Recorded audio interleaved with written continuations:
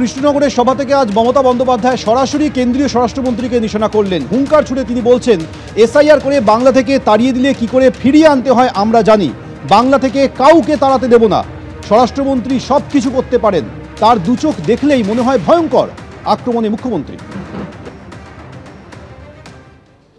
SIR করো আর যাই করো, বাংলা থেকে মানুষকে তাড়ালে কি করে নিয়ে আসতে হয় আমরা জানি, আর বাংলায় কাউকে আমরা তাড়াতে দেব না, এটা মাথায় রাখবেন। শুধু আমার একটাই অনুরোধ, বর্ডার এরিয়া যেখানে বিএসএফ আছে ওদের ধারে কাছে যাবেন না।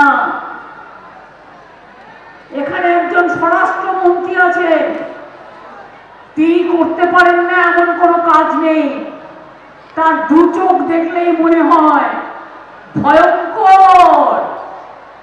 দুর্যোগের বার্তা, দুরভিসন্ধি, এক চোখে তার দুর্যোধন আর এক চোখে তার দুঃশাসন। তিনি বলে দেয় এদের সব বাংলাদেশি বলে বাদ দিয়ে দাও, এদের রোহিঙ্গা বলে বাদ দিয়ে দাও। এদিকে এসআইআর ইস্যুতে গতকালই উত্তপ্ত হয়ে ওঠে লোকসভা। বাকযুদ্ধে জড়ান সরকার এবং বিরোধী পক্ষ। এসআইআর এর পক্ষে সুর চড়ান কেন্দ্রীয় স্বরাষ্ট্রমন্ত্রী অমিত শাহ। কোনো অবস্থাতেই অনুপ্রবেশকারীদের ভারতে স্থান দেওয়া হবে না। বাংলাদেশের সঙ্গে ভারতের 2216 কিলোমিটার এলাকা সীমান্ত, 1653 কিলোমিটার বেড়া দেওয়া হয়েছে। উন্মুক্ত 563 কিলোমিটার। উন্মুক্ত 563 কিলোমিটার সীমান্তের পুরোটাই পশ্চিমবঙ্গে। শুধুমাত্র বাংলা সীমান্তে বেড়া সম্ভব হয়নি, পাল্টা কেন্দ্রীয় স্বরাষ্ট্রমন্ত্রী। मैं आज कहना चाहता हूं टीएमसी के लोगों को भी, ये राहुल जी के साथ में रहकर घुसपैठिया बचाओ यात्रा बिहार में निकली, साफ हो गए। आप भी घुसपैठियों को बचाओगे तो वहां भारतीय जनता पार्टी का विजय तय। আসানসোলে বিজেপি সিপি অফিস অভিযানকে কেন্দ্র করে একেবারে ধুন্ধুমার পরিস্থিতি, চূড়ান্ত উত্তেজনা তৈরি হয়। দুর্গাপুর আসানসোলে পুলিশ কমিশনের অফিস ঘেরাও অভিযান ছিল আজ। বিজেপি কর্মী সমর্থকদের সঙ্গে পুলিশের ধস্তাধস্তি বেঁধে যায়।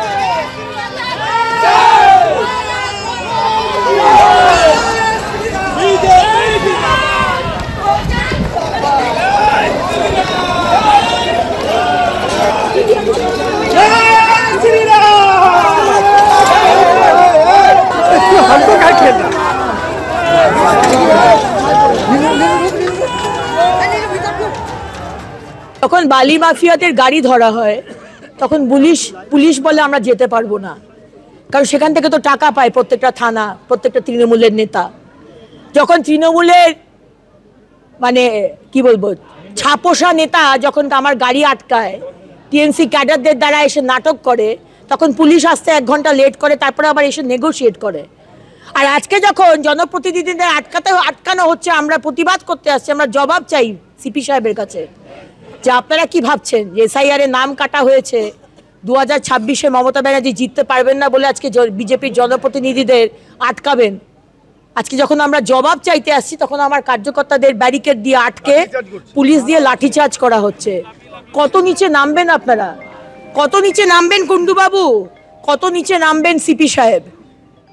চিংড়িহাটা মেট্রো প্রকল্পের জট নিয়ে হাইকোর্টের শুনানি ছিল। সেই শুনানিতে হাইকোর্টের তরফে মন্তব্য করা হয়, খোলা মনে আলোচনায় বসুন, সমাধান সূত্র বেরোবে। কোনো না কোনো দিন তো কাজ করতে হবে, সেদিন তো যান নিয়ন্ত্রণ করতেই হবে।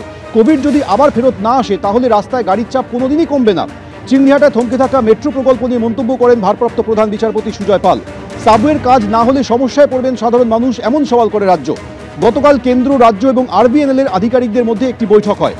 সেই বৈঠকে কেন্দ্র আরবিএনএলকে বলেছে যে রাজ্য যা চাইছে সেটা আগে করতে হবে, দাবি করেন অ্যাডভোকেট জেনারেল। আবার বৈঠক হলে আমি উপস্থিত থাকব, জানিয়েছেন অ্যাডভোকেট জেনারেল কিশোর দত্ত। হলতায় আজকে বিক্ষোভের মুখে পড়েন বিশেষ রোল অবজারভার এবং জানিয়ে জাতীয় নির্বাচন কমিশনকে রিপোর্ট দিচ্ছেন সি মুরুগান।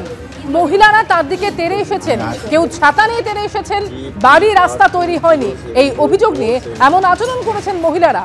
আজ বিকেলে রিপোর্ট পাঠাবেন জাতীয় নির্বাচন কমিশনে, এমনই সূত্র মারফত খবর। আপত্তি থাকলেও কাজ করে যাবেন, রিপোর্টে লিখেছেন মুরুগান। এমনই খবর সূত্রে। না, আমরা কোথায় দেখলাম, মানে তারপরে তো আমি কি পেলাম, আর এটা তো আমি ইলেকশন কমিশনকে জানাবো। আচ্ছা, কোনো গভর্নমেন্ট পাওয়া গেছে কি? ওটা অ্যাডমিনিস্ট্রেটিভ ব্যাপার স্যার বিক্ষোভ দেখাচ্ছে অনেকে দেখছি, ওটা আমাকে না, ওটা অ্যাডমিনিস্ট্রেটিভ ব্যাপার। ফলতায় গিয়েছিলেন special roll observer C Murugan. Debipur গ্রাম পঞ্চায়েত এলাকায় পৌঁছতেই তাকে ঘিরে বিক্ষোভ শুরু হয়ে যায়। একেবারে স্থানীয় বিডিও শানু বক্সির সামনেই তাকে ঘিরে বিক্ষোভ শুরু হয়ে যায়।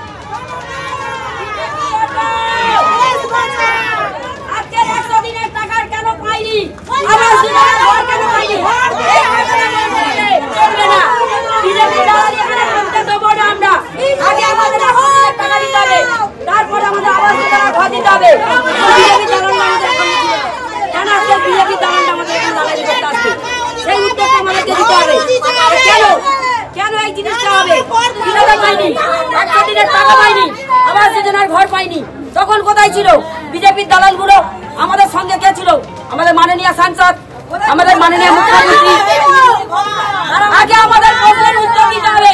100 দিনের টাকা, 100 দিনের টাকা আবাস যোজনার ঘর, তারপর আগে এসআইআর, তার আগে এসআইআর করতে দেবো না। বাড়ির মধ্যে না গেলে কেউ বুঝতে পারবে না আমাদের ঘরের কন্ডিশনটা কেমন।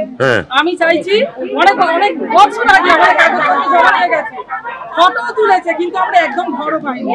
আমার বড় লকডাউন থেকে কাজে চলে গেছে, চলার মতো মানে পেটে না দিলে না দুবেলা খেতে হবে, সেটা কম টাকা নিয়ে আসছে, সেইভাবে সংসার চলছে। সেই জন্য আমার একটাই ছেলে। সেই জন্য কি করছেন আজকে? সেই জন্য ওই কি করছিল আমাদের বক্তব্য যে আগে আমাদের আবাস যোজনার টাকাটা দিই, তারপরে 100 দিনের টাকাটা দিই, তারপরে হবে এসআইআর।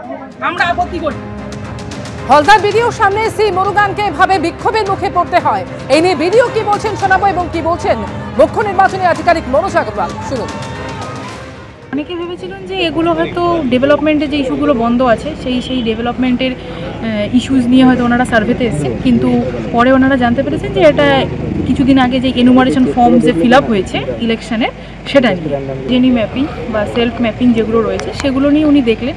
সেম আবার যেগুলো শিফটেড কেস, ডেথ কেস, সেগুলোই উনি দেখলেন। এসব যেভাবে ওনার কাছে রিপোর্টসগুলো আছে সেই রিপোর্টসগুলো জাস্ট ভেরিফাই করতে এসেছিলেন এবং রিপোর্টসগুলো সবই ঠিকঠাক। আজকের অবজারভার যিনি ছিলেন মুরুগান, তার উপরে মেয়েরা ছাতা নিয়ে আক্রমণ করেছে, কি বলবেন?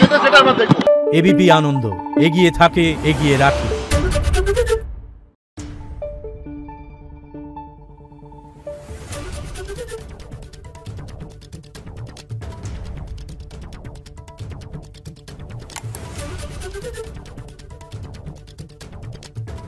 Thank you.